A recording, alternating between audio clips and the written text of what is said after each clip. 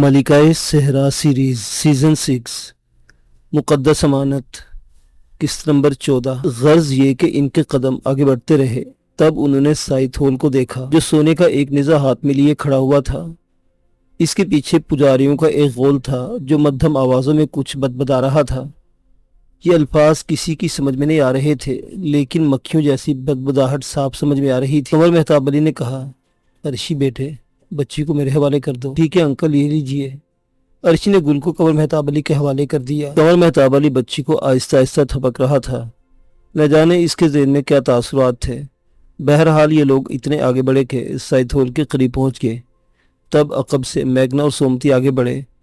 دونوں کے جسموں پر فاخرانہ لباس تھے اور غالباً نیل کنٹھ کی وجہ سے ان کی اپنی اہمیت بھی بڑھ گئی تھی۔ سائت ہول نے سومتی کو اشارہ کیا اور سومتی اس کے قریب پہنچ گئی۔ اس کی آنکھوں سے آنسو روا تھے، اس کے چہرے سے ماں کی ممتا چھلک رہی تھی، اس کے ہونٹ کپ کپا رہے تھے اور خوبصورت چہرہ مرتعش تھا۔ ہلکی ہلکی سسکیاں گونج رہی تھی۔ اسے دیکھ کر ریٹا اور عرشی کو خاصا سکون حاصل ہوا۔ ایک ممتا کتنے عرصے سے اپنے جگر گوشی کے لیے تڑپ رہی تھی، اس کا اندازہ اب ہو رہا تھا۔ یہ تڑپتی عورت اپنی بچی کی حقدار تھی۔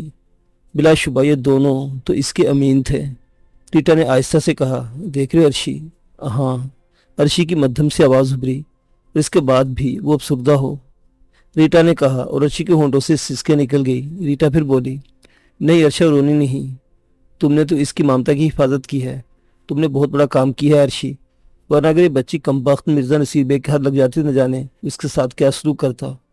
بہت بڑا کام کیا ہے تم نے عرشی، اپنے آپ کو سنبھالو۔ تب سائت ہول کے اشارے پر سومتی آگے بڑھی اور اس نے دونوں ہاتھوں سے گل کی جانب بڑھا دیے۔ پھر یہ منظر بھی قابل حیرت تھا کہ گل اس طرح لپک کر اس کے پاس گئی تھی جیسے خون نے خون کو پہچان لیا ہو۔ وہ اس طرح سومتی سے چمٹ گئی تھی جیسے اس کے ہی بدن کا حصہ ہو۔ ریٹا ہاروے نے ایک ٹھنڈی سانس لے کر کہا، اور یہ بھی دیکھا تم نے؟ آہ عرشی، اس کے بعد بھی اگر ہم اس بات کا دعویٰ کریں کہ گل پر ہمارا کوئی حق تھا تو ہم سے زیادہ احمق اور کوئی نہیں ہو سکتا۔ بچی جو ہی سومتی کی آغوش میں پہنچی، اچانک ہی چاروں طرف شور مچنے لگا۔ نیل کنٹھ کے رہنے والوں نے جو ٹالی بیگا کی نسبت کسی قدر مہذب باشندے معلوم ہوتے تھے، وحشیوں کی طرح شور و غل مچانا شروع کر دیا، اور اس قدر شور و غل مچایا کہ کان پڑی آواز سنائی نہ دی۔ وہ سب خوشی کا اظہار کر رہے تھے۔ پھر سائت ہول کے اشارے پر راستہ بنا دیا گیا اور یہ لوگ اس بنے ہوئے راستے سے آگے بڑھنے لگے۔ تب ان پر دونوں طرف سے پھولوں کی بارش ہو گئی۔ نیل کنٹھ کا ہر شخص ان کے لیے پھول لایا تھا اور ان سے اپنی عقیدت کا اظہار کر رہا تھا۔ یہ ایک عجیب منظر اور ایک عجیب مرحلہ تھا۔ سائت ہول اب ان کی رہنمائی کر رہا تھا اور وہ اس کے ہمراہ آگے بڑھتے جا رہے تھے۔ انہوں نے اندازہ لگا لیا تھا کہ سائت ہول کا رخ خانقاہی کی جانب ہے۔ عظیم الشان خانقاہ کے احاطے میں ان کے استقبال کے لیے مزید انتظامات کیے گئے تھے اور اس جگہ کو پھولوں سے سجایا گیا تھا۔ سومتی بھی ساتھ ہی تھی۔ پھر سومتی، میگنا اور یہ سب لوگ خانقاہ کے ایک اندرونی حصے میں پہنچے۔ یہاں سنگ سفید کا ایک خوبصورت تخت بنا ہوا تھا۔ اس تخت پر گل کو بٹھا دیا گیا۔ اس وقت کوئی اس کے ساتھ نہیں تھا، بلکہ سب عقیدت سے اس کے سامنے دو زانو بیٹھ کے، البتہ باہر سے آنے والے صرف ایک دلچسپ تماشائی کی حیثیت رکھتے تھے۔ گل پر اطمینان انداز میں اس تخت پر بیٹھ گئی اور معصوم نگاہوں سے ان سب کو دیکھنے لگی۔ عرشی اور نادر شاہ اس وقت قریب تھے۔ عرشی نے آہستہ سے کہا، تم اب بھی شرارت کرو گے؟ کیا مطلب؟ دیکھ رہے ہو سب کچھ؟ ہاں دیکھ رہا ہوں۔ تو اندازہ لگایا؟ ہاں۔ کیا؟ یہ کہ جب ہمارے پہلی بیٹی ہوگی تو ہمیں ایک ایسا ہی سنگ مرمر کا تخت بنوانا پڑے گا۔ بس یہی کہوں گی، خدا تمہیں سمجھے۔ میں کہہ رہی تھی کہ تم شرارت سے باز نہیں آؤ گے۔ ارے کمال کی بات ہے، یہ جنگل کے لوگ اگر اپنی اولاد کو اس طرح پروان چڑھا سکتے ہیں تو کیا نادر شاہ اتنا ہی ناکارہ انسان ہے؟ عرشی ٹھنڈی سانس لے کر خاموش ہو گئی۔ نادر شاہ کو عرشی کا دکھ کا احساس تھا۔ وہ یہ سوچ رہا تھا کہ جس طرح بھی بن پڑے عرشی کے ذہن سے بوجھ کم کرنے کی کوشش کی جائے۔ ظاہر ہے انسانی مسئلہ تھا۔ اتنے عرصے سے گل کو سینے سے لگائے ہوئے تھی اور اس کے سہارے زندگی گزار رہی تھی۔ اب یہ تو ممکن نہیں تھا کہ چند لمحات میں وہ اسے بھلا دے۔ بہرحال یہ ایک المیہ تھا، لیکن سومتی نے جس طرح گل کو اپنے آغوش میں لیا تھا اور جس طرح گل اس سے چمٹی تھی، اس سے نادر شاہ بھی بہت متاثر تھا۔ حق بحق حقدار رسید ہوا تھا۔ اس کے بعد سائت ہول کی آواز ابھری، نیل کنٹھ کے لوگوں، وہ مرحلہ طے ہوا جس کے بعد نیل کنٹھ برکتوں کی دیوی بن کر اپنے قبیلے کو خوشیاں بخشتی ہے۔ ہماری ننھی سی دیوی آ گئی ہے اور اب ہم اسے پروان چڑھائیں گے۔ سومتی کو یہ اعزاز حاصل ہے کہ وہ اس کی پرورش کنندہ ہوگی۔ 21 سال کی عمر میں نیل کنٹھ کو اس کا مرتبہ دے دیا جائے گا، اور تم سمجھتے ہو کہ اس کے بعد کیا ہوگا؟ ایسا عمل صدیوں کے بعد ہوتا ہے، صدیاں سی گزار کر ہوتا ہے، اور ہم خوش بخت ہیں کہ ہمیں اس مرحلے سے گزرنا پڑا اور وہ ہمارے معزز مہمان ہیں جنہوں نے ہمارے اس عمل کی تکمیل کی۔ چنانچہ اب آپ اپنے گھروں کو جاؤ، خوشیوں کے چراغ جلاؤ، جشن مناؤ۔ نیل کنٹھ اپنے گھر واپس آ گئی ہے۔ وہ ہمارے درمیان اور نیکوکاروں کا ثبوت دیا ہے جن کا صلہ انہیں دیا جائے گا۔ لیکن آج سے تیسرے دن جب تمہارے جشن کا اختتام ہوگا، پھر بستی کے لوگ گئے، انہیں لوگوں کے قیام کے لیے ایک ایسی جگہ منتخب کی گئی جو انسانی ہاتھوں کی ہی تراش تھی، یعنی خانقاہ کا وہ مشرقی گوشہ جس میں 2 درجے بنے ہوئے تھے، اور ان میں ان کی آسائش کے لیے ہر وہ چیز مہیا کی گئی تھی جو مہیا کیے جانے ممکن ہو سکے۔ تمام لوگ یہاں فروکش ہو گئے۔ وہ سے لوگ ان کے خادموں کی حیثیت سے متعین کر دیے گئے تھے اور ان سے ان کی خواہشیں پوچھی جانے لگی تھیں، لیکن ظاہر ہے نہیں کسی اور شے کی حاجت کہاں ہو سکتی تھی۔ ان کا تو مسئلہ ہی کچھ اور تھا۔ جب یہ تمام ہنگامے ختم ہوئے اور رات ہوئی تو پھر یہ سب لوگ یکجا ہو گئے۔ مشروں سے ماحول کو منور کر دیا گیا۔ Qamar Mahtab Ali, sir Hidayatullah, Michael Bayer, Lark Angelo, James Pierre وغیرہ تمام ہی یکجا تھے۔ ارشی اور ریٹا ہاروے ایک گوشے میں مغموم بیٹھی ہوئی تھی۔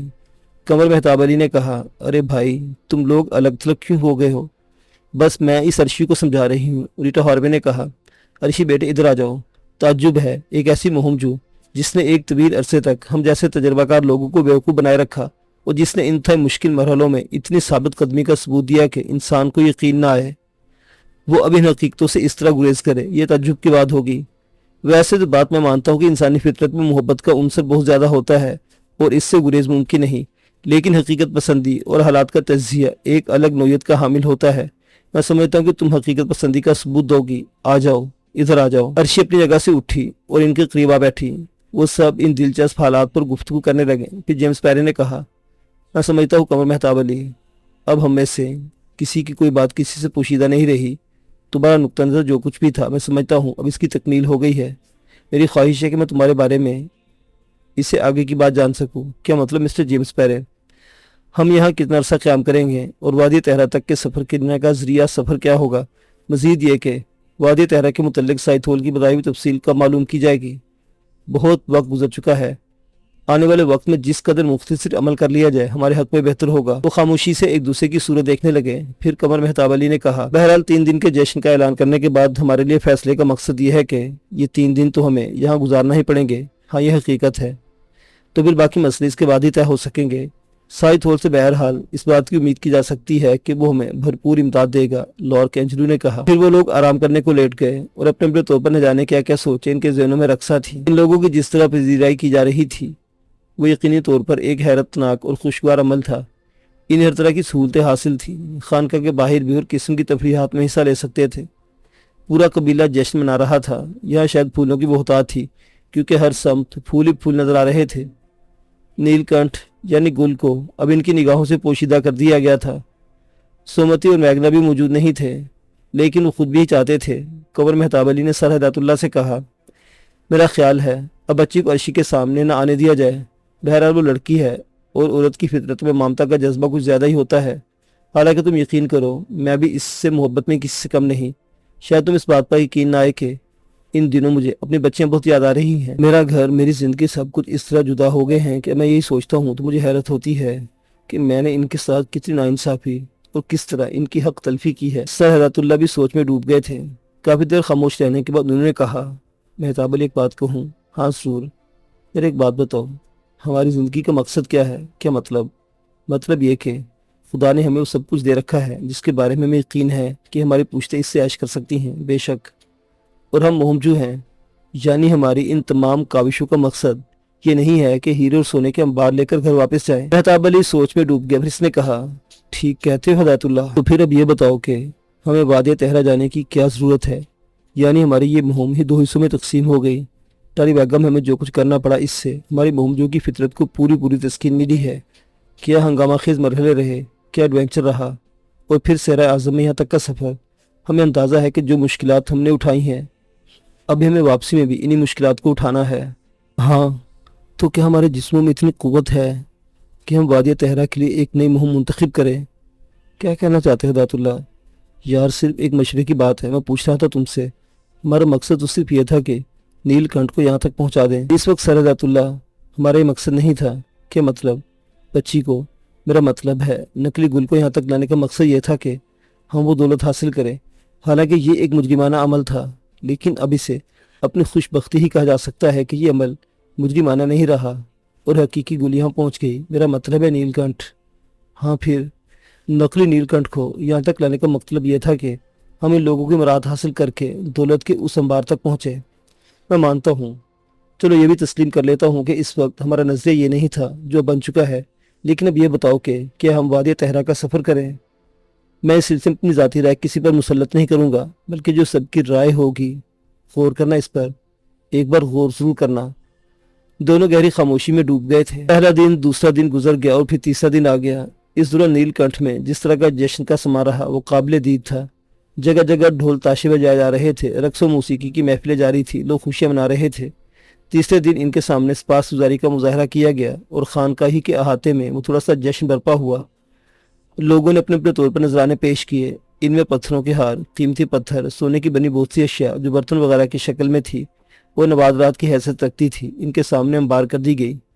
ये अशिया भी खासी कीमती थी, लेकिन जाहिर है उस खजाने का बदल नहीं जो इनके जहनों में महफूज था। बहरहाल साइद होल ने जो इन लोगों की जानिब से अपनी कौम का शुक्र अदा किया और इसके बाद ये सिलसिला खत्म हो गया।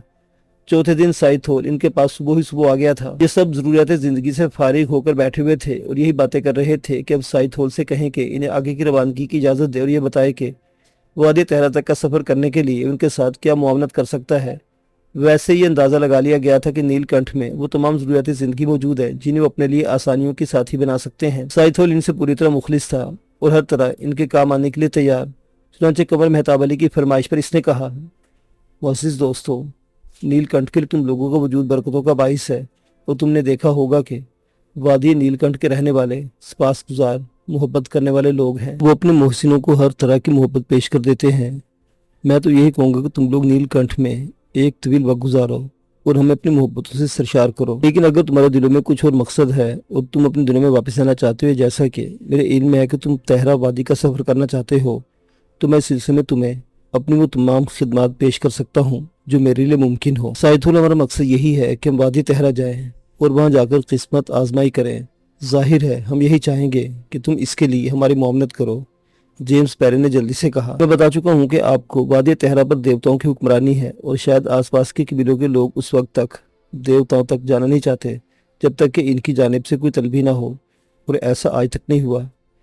देवताओं की ये सरजमीन शहर की सरजमीन है और यहाँ के बारे में जो किस्से मशहूर हैं वो कुछ यूँ हैं कि देवताओं की इजाज़त के बगैर वहाँ जाने वाले शदीद मुश्किलात का शिकार हो जाते हैं। मैं तुम्हें नीलकंठ से आगे की दास्तानें सुनाऊँ। नीलकंठ से आगे तुम्हें ऐसे हैरत अंगेज़ कबीले मिलेंगे जो तुम्हारे लिए नाकाबिल यकीन हो। क्या मतलब, कैसे? जेम्स पहले ही सवालात कर रहा था। अब तक तुम जितना फासला तय करके आए हो, इसमें तुम्हें ऐसे कबाइल मिले होंगे जो गैर मुहज़्ज़ब और नीम वहशी हैसियतों के हामिल हैं, लेकिन यहाँ से आगे बढ़ते वादी तहरा की जानिब सफ़र करते हुए जब तुम कदम आगे बढ़ाओगे तो तुम्हें ऐसी बस्तियाँ मिलेंगी जो इस कदर गैर मुहज़्ज़ब नहीं है, बल्कि इनका रहन सहन, इनकी ज़िंदगी का अंदाज तुम्हें अपनी दुनिया से बहुत करीब महसूस होगा। वहाँ तंजीम भी है, सरदारी निज़ाम भी है, वो लोग खासी मुहज़्ज़ब शख्सियत के मालिक हैं। मगर ऐसा कैसे है? काश इसके बारे में मैं कुछ नहीं जानता। हमारी मालूमात बहरहाल महदूद होती हैं, लेकिन जो बात मैं तुम्हें बता रहा हूँ इसमें कोई शक व शुबे का अमल नहीं है। यानी तुम्हारे ख्याल के मुताबिक वहाँ के लोग अफ्रीका के इन कबाइल से ज़्यादा मुहज़्ज़ब हैं? हाँ, और इसकी वजह ये हो सकती है कि इनकी कुछ दोगली नस्लें शामिल हैं। मैं नहीं जानता कि इन सरहदों की दूसरी जानिब क्या है, लेकिन बहरहाल जैसा कि मेरे आबा व अजदाद ने कहा, यहाँ से मशरिक का जो हिस्सा है इसमें मुख्तलिफ नस्ल लोग आबाद हैं और इनमें अफ्रीका की शबाहत ज़रूर है, लेकिन तहजीब का वो अमल भी इनके दरमियान है जो मगरबी समत के इस हिस्से को इनसे मुख्तलिफ करता है। ये सिर्फ दास्तानें हैं और मैंने इनके बारे में पहले कुछ नहीं सुना, लेकिन बहरहाल कभी कभी हमें इस किस्म के तजर्बात होते रहते हैं और अंदाज़ा भी ये है कि देवताओं के कबाइल इसी समझ से वादी तहरा में मुंतकिल हुए हैं। और वादी तहरा जो ख़जाने का मस्कन है और जहाँ सोने के पहाड़ हैं और जिनके दामन में हीरे चकमकाते हैं, इन्हीं देवताओं की सरजमीन है। मैं ये तमाम बातें किस्से कहानियों की शक्ल में जानता हूँ। अलबत्ता मुझे इस बात का इल्म है कि एक साइद होल की हैसियत से वादी तहरा तक जाने वाले रास्ते क्या हैसियत रखते हैं। हमारा क्या ख्याल है साइद होल कि हम इन वादियों तक पहुँच सकेंगे? आकाश, इसके बारे में मैं तुम्हें कुछ बता सकता। तुम उस रास्ते के नक्शे तो बता सकते हो हमें? हाँ, मुकम्मल तौर पर मैं वो नक्शे आपको बताने के लिए तैयार हूँ, साइद होल ने कहा। तो फिर हमें इससे आशना करो, जेम्स पैरे बोला। न जाने क्यों इस वक्त कमर मेहताब अली और सर हदायतुल्लाह वगैरह खामोश थे। अलबत्ता माइकल बैच जेम्स पैरे के सवालात में खासी दिलचस्पी ले रहा था। और कभी कभी इसकी गुफ्तगू में लुकमा भी देता था। साइद होल ने पत्थर का एक टुकड़ा अपने हाथ में उठाया और इससे जमीन पर लकीरें बनाता बोला, यहाँ से जब तुम सफर का आगाज करोगे तो आगे जाकर तुम्हें एक ऐसे मुख्तलिफ पंच शाखे मिलेंगे जो मुख्तलिफ समकों को जाते हैं। तुम्हें इनमें से इन रास्तों से गुजरना होगा जिनकी मैं निशानदही करता हूँ।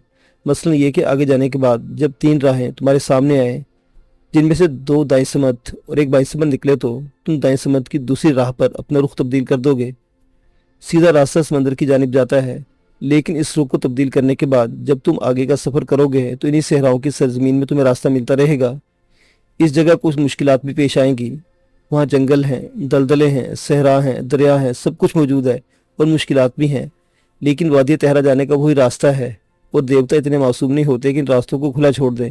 तुम्हें आगे बढ़ के अपने लिए राहें तलाश करना होगी। साइद होल इन्हें मुख्तलिफ रास्तों से रोशनास कराता रहा और जेम्स पैरे अपने तौर पर इन तमाम रास्तों को ज़हन नशीन करता रहा।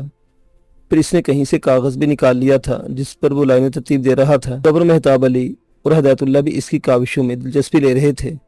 बहरहाल साइद होल इन्हें रास्तों की तफसील बताता रहा। इस दौरान वादी तहरा तक जाने का तमाम रास्ता इन्हें बता दिया। जेम्स पैरे ने कहा, और ये रास्ते तयशुदा हैं? हाँ, मुख्तलिफ अवामिल से ये तफसीलात मुझ तक पहुँची हैं और मैंने तुम्हारे गोशगुजार कर दिया है। हमारे लिए सफ़र का क्या ज़रिया मुतय्यन कर सकते हो? बेहतरीन किस्म के घोड़े आपके हवाले कर दिए जाएंगे और ज़रूरत का वो साजो सामान जो इस सफ़र में आपकी मुआवनत करेगा। इसके अलावा और क्या दरकार है? जेम्स पैरे अपने साथियों की जानिब देखा, और मैं समझता हूँ ये एक मुकम्मल मुआवनत है और इसके अलावा वो तलब भी नहीं कर सकते। हाँ, सिवाय हथियारों के। जैसा कि तुम जानते हो हमारे यहाँ आग आहन का फुकदान है।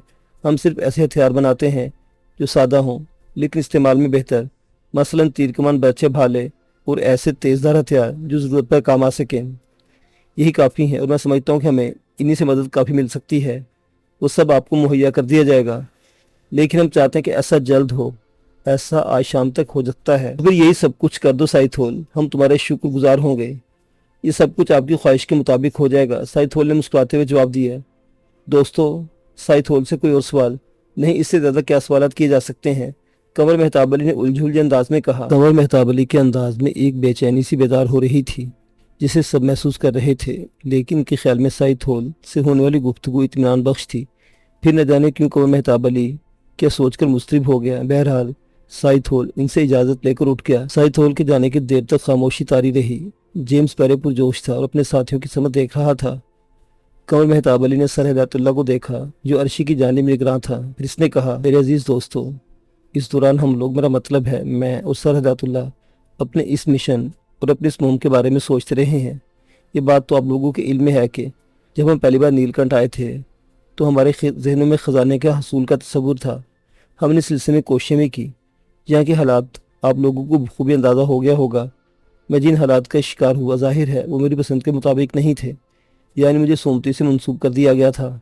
आप लोगों ने अब भी देखा वो किस कदर नुखेज़ और नौजवान लड़की है। मैं बाल बच्चों वाला आदमी हूँ, मेरी अपनी भी बेटियाँ हैं।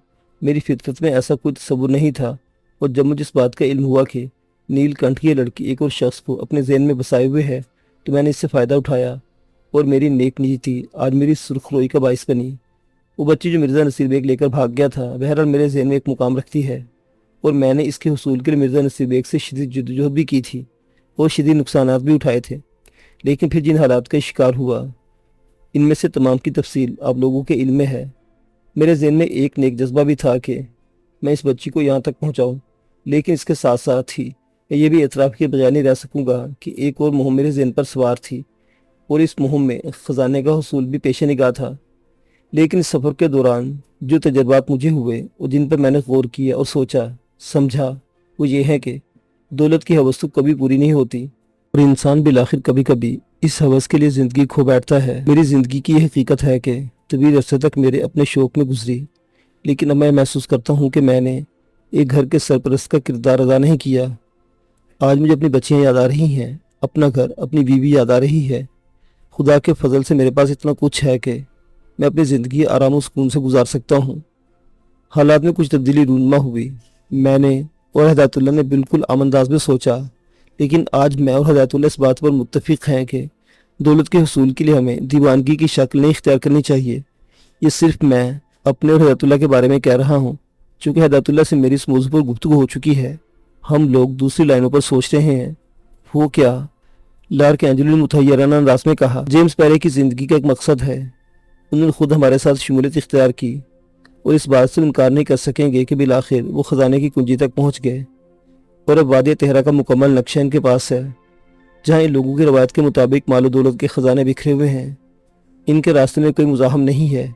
ये आगे जा सकते हैं, किस्मत आजमाई कर सकते हैं। वैसे भी ये तन्हा निकले थे। इस बात की भी गवाही मौजूद है कि हमने इनका साथ कबूल नहीं किया था, लेकिन तकदीर इन्हें हमारे रास्तों पर ला रही थी। बिल आखिर हम मिल गए। इसके बाद से आज तक नेक नीयति के साथ हम लोग यकजा रहे। न हमें जेम्स पैरे से कोई शिकायत हुई और ना मिस्टर जेम्स पैरे को हमसे, लेकिन मुस्तकबिल के फैसले करने का हक हम में से हर एक को है। मैं ये समझता हूँ कि अब यहाँ से हमारी वापसी ज़रूरी है।